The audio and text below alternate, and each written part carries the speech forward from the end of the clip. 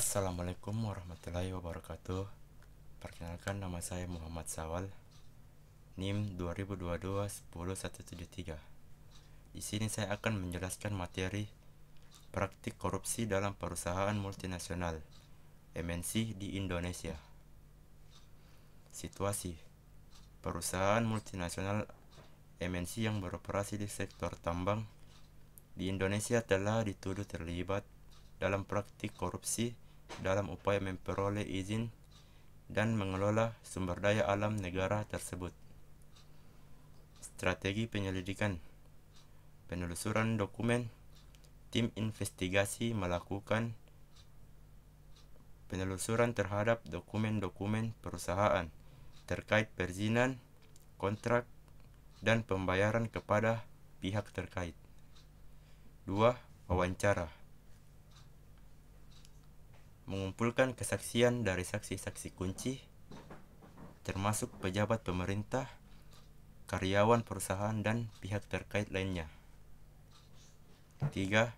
Analisis keuangan: memeriksa transaksi keuangan perusahaan untuk mengidentifikasi adanya dugaan pembayaran suap atau pencucian uang. 4. Pemantauan elektronik: menggunakan teknologi untuk memantau komunikasi dan transaksi elektronik yang terkait dengan praktik korupsi yang diduga. Adapun tindakan yang dapat diambil: 1. Pengaduan resmi: mengajukan pengaduan resmi kepada otoritas penegak hukum Indonesia untuk memulai penyelidikan terhadap dugaan korupsi tersebut. 2.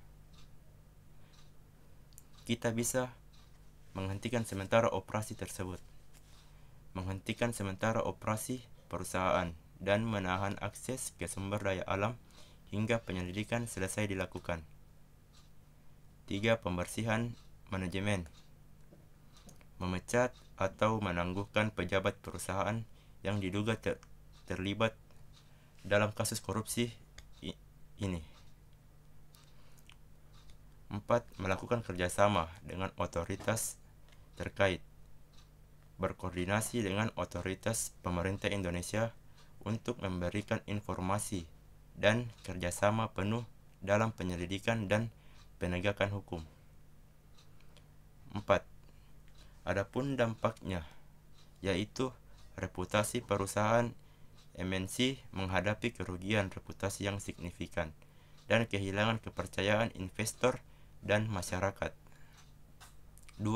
Sanksi hukum: perusahaan mungkin dikenakan sanksi hukum, termasuk denda dan larangan beroperasi di Indonesia.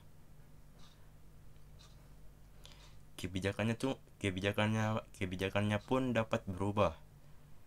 MNC dan pemerintah Indonesia mungkin melakukan perubahan kebijakan dan prosedur untuk mencegah praktik korupsi di masa yang akan datang. Studi kasus ini menunjukkan pentingnya kepatuhan terhadap hukum dan etika bisnis yang tinggi bagi perusahaan multinasional yang beroperasi di Indonesia dan negara-negara lainnya. Sekian dari saya. Inilah materi yang dapat saya paparkan. Lebih dan kurangnya mohon dimaafkan.